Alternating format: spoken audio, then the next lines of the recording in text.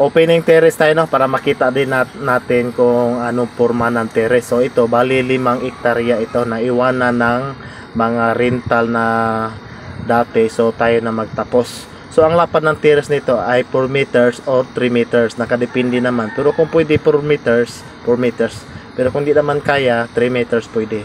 So tayo, pag tayo ay maghukay ng terrace, para din tayo nagpiloting, no, so kailangan natin bawat hatak ng lupa ay idiin natin bawat tapon para safe yung unit natin, ay iwas collapse, no, or gumuho yung lupa.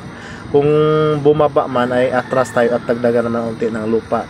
So itong terrace kailangan din na pantay siya, bawal palusong, bawal paangat. So kailangan din ang terrace natin ay nakatakilid siya para maistakan ng tubig pag mag-ulan, no. So pagtanim natin ng palm oil, malusog yung palm oil. At ito naman yung mga kahoy na ito, yung puno na ito, so ikamada natin para madisdis, para panggawa ng bahay ito.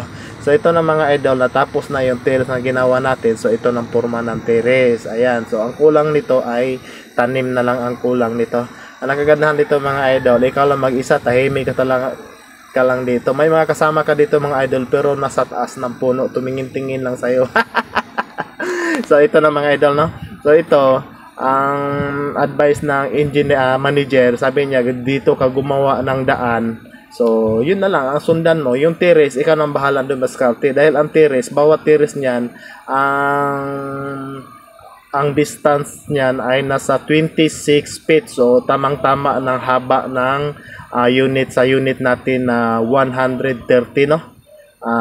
So ganyan ang kahaba yung space natin. So ito namang daanan natin. So 65 meters ang lapad nito, dahil ito ay block lang, ay di naman to main road. Kung main road, kailangan nasa mga 6 meter. Ayan.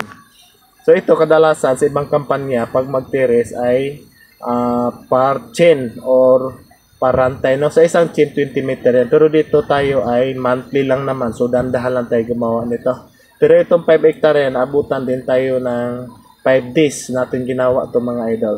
Ayan. So madali lang dahil natumbada na po ito. So yung mga malaking kahoy, tinatak natin sa kilid ng daanan para madali lang niya disdisin at panggawa ng bahay, no. So ito, dalhan nila ng mga binhi ng mga palm oil. So itanam na nila, si Purman ang bahala dito pagtapos na, no. So maraming salamat mga idol. So may sana nakita nyo na kung paano